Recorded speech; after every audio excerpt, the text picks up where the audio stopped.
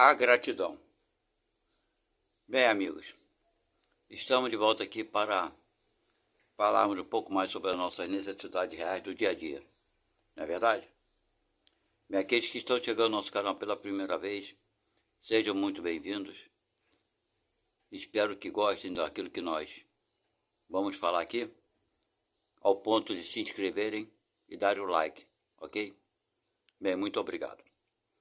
Bem, meus amigos, o que vai ser a gratidão, não é verdade? Muitos de nós só pensamos nisso, na gratidão, quando alguém nos é ingrato. Quando alguém nos paga alguma coisa que tenhamos feito para ele de bom, com a ingratidão, não reconhecendo, nos ofendendo, e etc., não nos ajudando quando precisamos de ajuda e por aí vai. Bem, se nós somos, né, cristãos, vou abrir um parênteses aqui, desculpe, eu acho importante falar para vocês que eu sou espírita e que a minha visão é sempre voltada dentro da filosofia espírita, ok? Acredito na reencarnação e acredito sim que ninguém veio ao mundo para sofrer, exceto sabemos para evoluir, e quantas vezes forem necessárias nós reencarnaremos aqui. Bem, vamos lá. Aquilo que eu estava falando. Bem, então a gente só pensa sobre a gratidão quando ocorre isso na nossa vida. E nós temos visto, né, muitas pessoas reclamando, porque eu fiz isso tanto por ele. A gente vê isso assim, poderia dizer, quase que 100% acontecendo a reclamação da gratidão, no caso dos pais para com seus filhos. Que os filhos foram ingratos, que os filhos não corresponderam, que os filhos os abandonaram, que os filhos não os procuram, só procuram no momento de dificuldade, ok? Isso é muito notório, muito comum, né, no meio familiar isso ocorrer, né? Eu acho que também quem mais reclama nesse sentido geralmente são as mães. É compreensível, ok? Entendê-las, dá para compreender. Por quê? Porque, querendo ou não, o sexo feminino fica dentro dele 9 meses, né? Quando a mulher fica grávida, claro. Aquele ser geralmente fica 9 meses dentro do ventre da mãe e, consequentemente, ela tem uma aproximação muito maior, né, desse espírito, né? De espírito para espírito, claro. Desde o momento da concepção, desde o momento que o espermatozoide penetra no óvulo, o espírito é ligado também àquela primeira célula, imediatamente. Esse é um processo imediato. Entendeu? Que esse é o trabalho da espiritualidade, que trabalha exclusivamente fazendo isso. Ok? Então, é claro que a mãe já começa a sentir a presença daquele espírito, né? O espírito da mãe e daquele filho. Já começam ali a haver uma certa reconhecimento de energia, etc. e tal, que vai ser, né, afinando. Então é claro que, por isso que a mãe ela é mais protetora dos filhos do que o próprio pai. Isso é um processo natural, ok? Não é uma regra geral, mas sim na maioria. Não vamos nunca generalizar nada aqui nesse canal, porque nada é geral, sempre é relativo, ok?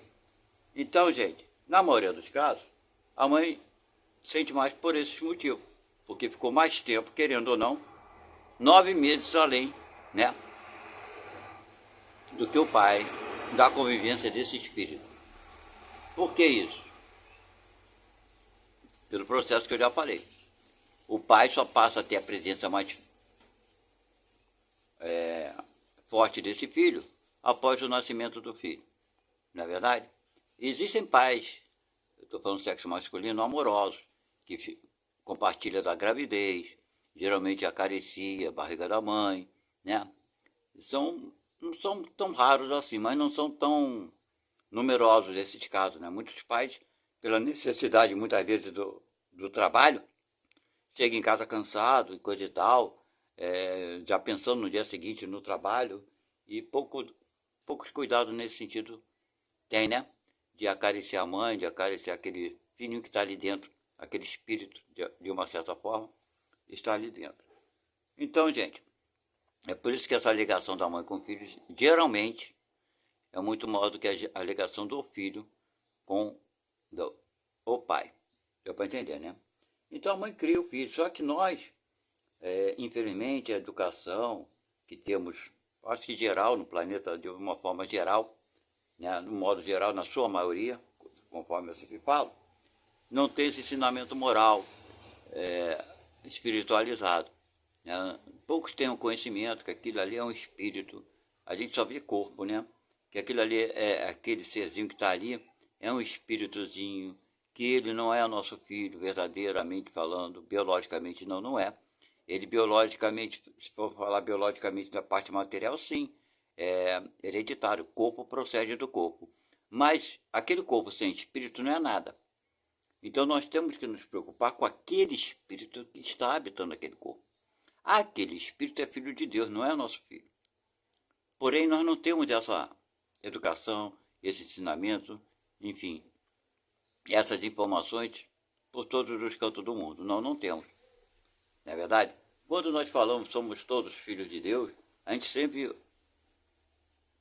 cai para o lado material, como só nós, corpos, fôssemos filhos de um Deus que é até semelhante conosco, tem esse formato, essa imagem humana, coisa que não é verdade, certo? E então, por esse motivo todo, a mãe cria essa expectativa, né, dessa aproximação, desse amor, e não compreende que aquilo ali é um espírito, que a missão dela, da mãe, é de educar, de proteger, preparar aquele ser para a vida, para o mundo, ok? Então, quando ela não tem essa educação, não teve esse ensinamento, o que ela cria? Uma expectativa de que tudo aquilo que ela fez, ela tem que ser, de alguma forma, reconhecida pelo filho. Porque, afinal, ela deu a vida àquele filho. Sem se aperceber que ela não deu vida ao espírito, mas sim ao filho, homem, aquele ser humano. Então, ela cria uma expectativa que nem sempre corresponde à realidade, né? E fala que o filho é ingrato, que o filho só procura quando precisa e coisa e tal. Não dando liberdade àquele espírito, né, a qual deveria ter. Criando nesse filho, nesse espírito, um ar de preocupação, um ar de culpa de não fazer pelos pais o que deveria fazer. Quando na verdade não deveria fazer nada. Ok? Porque eu tenho 3 filhos. E criei meus filhos para o mundo, não criei meus filhos para mim, certo? Mas a minha esposa na época não conseguia compreender isso. Os filhos casaram, coisa e tal, foram viver suas próprias vidas. E isso foi uma coisa que aconteceu muito, dela reclamar comigo, nossos filhos só procuram da gente quando precisam. E eu falava para ela, é exatamente bom isso acontecer, porque eles sabem que podem contar conosco.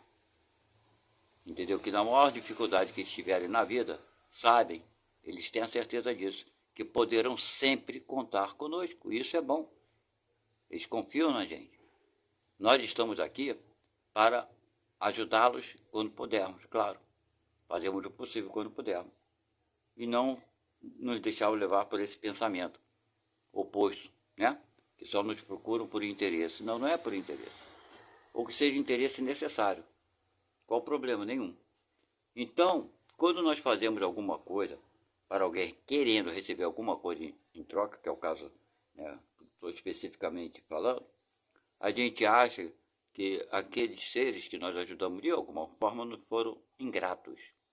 E sofremos com isso. Mas por que sofremos? Exatamente porque criamos expectativa do retorno. Certo? O retorno de alguma forma. Eu ajudei e não merecia isso. Eu fiz e não merecia isso. Por quê? Quando nós fizermos por fazermos, agirmos dentro da moral do Cristo, né? Quando Jesus fala que a mão esquerda não saiba o que fez a vossa mão direita. Não é verdade? Essa é a proposta. Agora, criarmos nosso filho para o mundo, preparar ele para o mundo, porque o mundo vai cobrar muito dele, eles vão ter que saber lidar com isso. Agora, fazer e depois exigir jogar na cara, quantas vezes eu até discutia muito com a minha esposa, que ela jogava na cara do filho, que vocês só vêm aqui, não sei o quê. Eu falava, para com isso, para com isso. Cria nesse espírito um complexo de culpa, uma coisa, um pensamento, um sentimento negativo que não faz bem. Ele tem que se sentir bem, se sentir livre para o mundo.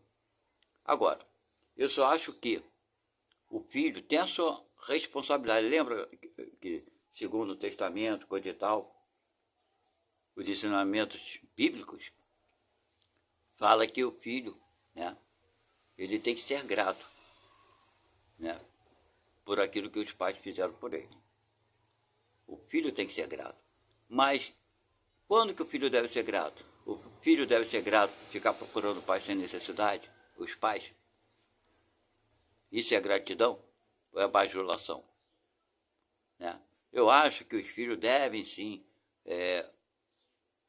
procurar ajudar se os pais estiverem precisando de ajuda. Isso é a gratidão. É fazer o bem para os pais quando os pais tiverem necessidade de auxílio. É serem ajudados, os pais, sabe? Principalmente porque os pais fizeram alguma coisa por eles. Isso na cabeça dos filhos deve ser pensar assim. Não por obrigação, mas sim por um compromisso moral. Da mesma forma que o vizinho teu te faz algum favor, te ajuda de alguma forma, quando ele precisar, tu vai dar as costas para ele? Não, não pode. Na tua parte, você tem que procurar ajudá-lo. É um compromisso moral contigo mesmo. Se você é ingrato, né? Nesse sentido, você está sendo ingrato. Você acha que é ingratidão um filho não procurar o pai e a mãe quando não tem necessidade alguma? Sabe? Quando os pais estão bem? Não tem necessidade, isso não é gratidão. Certo? Então, nós devemos procurar as pessoas que nos ajudaram quando elas estão precisando de ajuda. Muitas vezes nós sabemos que certas pessoas estão precisando de ajuda, que nos ajudaram, e nós fingimos que não vemos porque ela não nos procura. A gente está torcendo que a pessoa não nos procure. Moralmente isso está errado, principalmente quando nós sabemos que tal pessoa esteja precisando de ajuda, de auxílio. Mas isso devemos fazer só com aqueles que nos ajudaram? Também não. Nosso compromisso moral é muito mais amplo do que isso. É fazer o bem e não interessa a quem. Palavra de Jesus. Então, gente, fica aqui a dica para a gente refletir. Quando a gente acorda de manhã cedo, né? A gente abre os olhos. Não sei como é que foi a noite de cada um, mas muitas vezes, eu mesmo, acontece comigo, acordo com dor aqui, dor acolá, dor não sei aonde. Eu já tenho uma certa idade, estou com 68. Estou chegando a quase 70, engraçado, né? O corpo está ficando velho, eu não, continuo a mesma pessoa que eu tinha, desde que eu me entendo como um ser humano racional. Mas o corpo não acompanha. Mas, no entanto, eu acordo todos os dias com dor aqui, dor acolá. Não sei que tipo de noite eu passei, espiritualmente falando. Eu não lembro exatamente o que eu fiz na vida espiritual, se eu fiz coisas boas, se eu estudei, se eu fiz coisas ruins, se eu me deixei levar, não sei. Na maioria das vezes, claro. Lembro de um sonho que não tem pé, não tem cabeça.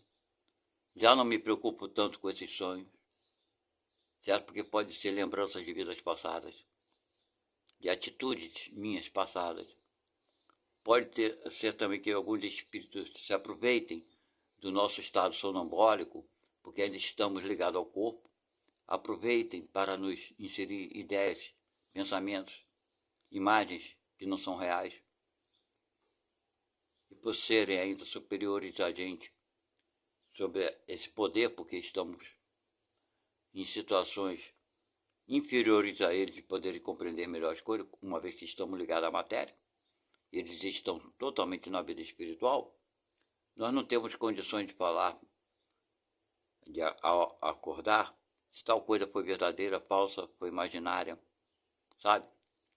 Tem alguns sonhos que sim, são muito reais, mas tantos outros são muito confusos. Então, cada noite, né, é um flash, como é que falava o outro, né? É uma experiência nova. Então, quando despertamos ao amanhecer o dia, muitas vezes estamos cansados, não sabemos de quê, estamos exaustos, não sabemos explicar porquê. Às vezes estamos cansados até de viver mesmo e não sabemos porquê. Mas estamos acordando. Isso é um fato. Podemos não ter tido a vontade de acordar, né? Muitos não querem nem acordar. Conforme falei, já dormem cansados e às vezes dormem, ao dormir, estão com uma elevação espiritual equilibrada maravilhosa. E ao acordar, acorda sob condições adversas, né? Cansados, exaustos e tudo mais. Mas acordamos. Volto a repetir, acordamos, abrimos os olhos. E pouco que sabemos, né, de Deus, dessa energia criadora, que criou tudo aquilo que conhecemos e as coisas que não conhecemos, se ela, por sua vontade, pelo seu amor, numa supremacia, numa intensidade que desconhecemos. Então, essa energia, com esse amor numa intensidade enorme que desconhecemos, se ela nos permite acordar, ok? É porque ela acredita ainda em nós. Ela ainda acredita em nós. Acredita que podemos sermos úteis à vida e a todos. Ela acredita que um dia na nossa vida, um dia tem um valor imenso. Uma palavra, um sorriso que você dê para alguém, mesmo você estando cansado, desanimado, mas que você encontre alguma força para ser agradável a alguém, é muito importante para você. Então essa energia sabe o que é necessário para você, para cada um de nós. Disso ninguém foge. Ninguém consegue fugir do amor de Deus. Isso é impossível. Seja ele ser humano da Terra ou ser humano de outro planeta. Porque a doutrina espírita define como ser humano todo aquele que tem o conhecimento do seu eu e de poder fazer escolhas. Então os corpos físicos, biológicos, pouco importam. O ser humano é aquele espírito que já tem essa compreensão. Então o espírito habita diversos planetas e diversas formas físicas, claro.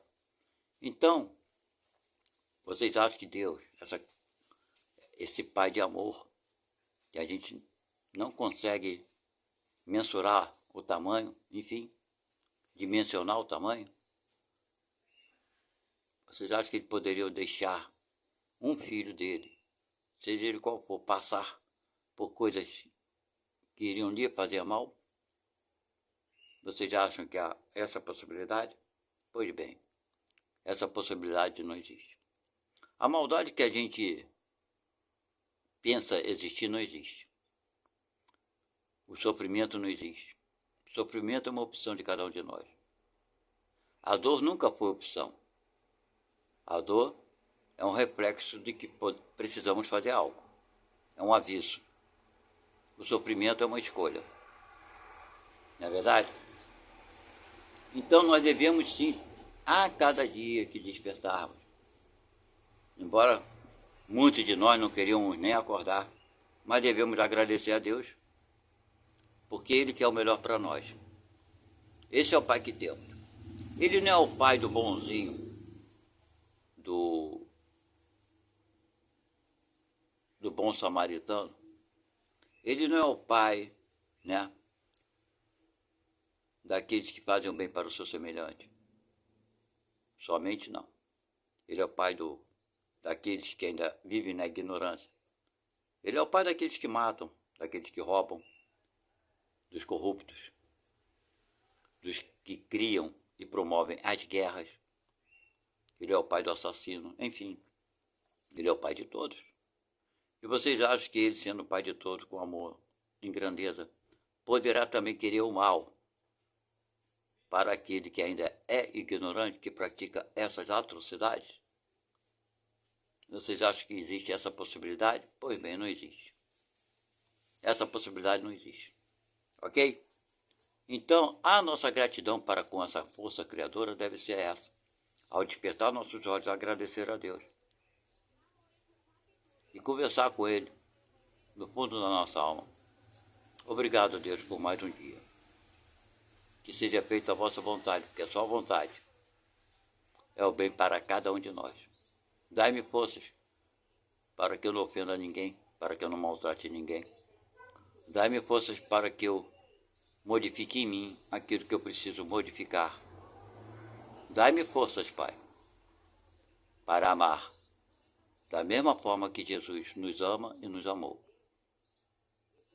Dai-nos força, Pai, para sermos melhores a cada dia. Não pelo egoísmo de sermos melhores do que o outro, mas sim com a intenção de sermos melhores para o outro. CSB. Obrigado a todos, fiquem na paz e até a próxima.